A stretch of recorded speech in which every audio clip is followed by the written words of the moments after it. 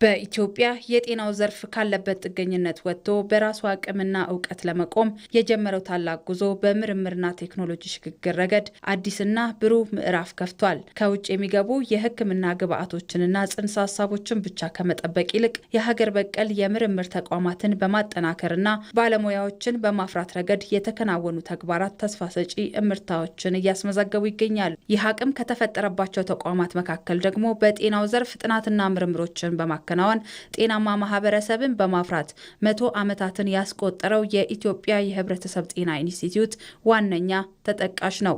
ኢንስቲትዩቱ በዘመናዊ ቴክኖሎጂዎች በመታገዝ የአሰራር ስርዓቱን በማዘመንና በአመራር ቁርጠኝነት ዛሬ ለደረሰበት ስኬት ቁልፍ ጉዳዮች ናቸው።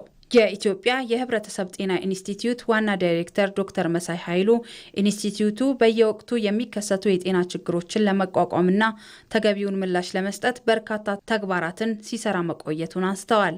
ዛሬ የምናከብረው በዓል በሳይንስ በምርምርና በፈጠራ የታገዘ የህዝብን የማገልገል የ100 ዓመታት ያልተቋረጠ የቁርጠኝነት ጉዟችን አካል ነው።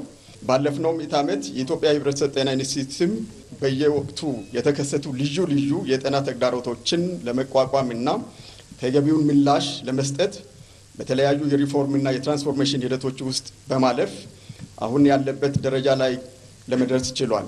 በርካታ የጤና ችግሮችን ለመከላከልና ለመቆጣጠር በሚሰጣቸው የምርምር ምላሾች በጤናው ዘርፍ የላቀ አስተዋጽኦ ማበርከቱን የጤና ሚኒስትር ዶክተር መቅደስ ዳባ ገልጸዋል። ዛሬ የምናከብረው የአንድ ተቋም 100 ዓመት ብቻ አይደለም። የኢትዮጵያ የህዝብ ጤና ታሪክ፣ የሳይንስ ጉዞ እና የህዝባችን ህይወትን ለመጠበቅ ለአንድ 100 ዓመት ብቻ የተደረገውን ጥረት የምንዘክርበት ሳይሆን ማማነቱን ጠብቆ እንዲቀጥል ያደረጉ አመራሮች፣ ሰራተኞቻችን፣ ታሪክን እንድንቀባበል ያደረጉ ሁሉም ባለሙያዎቻችንን እንኳን ለዛሬ ዓመት ለዚህ 100 ዓመት በሰላም አደረሳችሁ። የኢፌዴሪ ፕሬዝዳንት ታዬ አጽቀሥላሴ ኢትዮጵያ የሚጋረጡባትን ፈታኝ ተላላፊ በሽታዎች ቀድሞ ፈጣንና አስተማማኝ ምላሽ ለመስጠት ኢንስቲትዩቱ የደረሰበት ሀገራዊ አቅም የሚደነቅና ትልቅ ተስፋን መሰነቅ የሚያስችል መሆኑን ተናግረዋል። የኢትዮጵያ እና የህዝቦቿ ጥንካሬና የወደፊት እርምጃዋ በዜጎቿ ጤና መጠበቅ ላይ የተመሰረተ መሆኑን ነው። ይህ ተቋም ከተመሰረተበት ጊዜ ጀምሮ አያሌ ፈታኝ አገራዊና ዓለም አቀፋዊ የጤና ቀውሶችን፣ ወረርሽኞችንና የተላላፊ በሽታዎችን ስጋት በመከላከል እና በመቆጣጠር ረገድ የሀገራችን ጠንካራ ተቋም ሆኖ ቆይቷል። የጠንካራ ተቋማትን ግንባታ የመደመር መንግስት ትኩረት አንዱ መገለጫ የሆነው የኢትዮጵያ የህብረተሰብ ጤና ኢንስቲትዩት የተሰጠውን ኃላፊነት መወጣት እንዲችል አስቻይ የፖሊሲ መደላድል እየተፈጠረ ነው።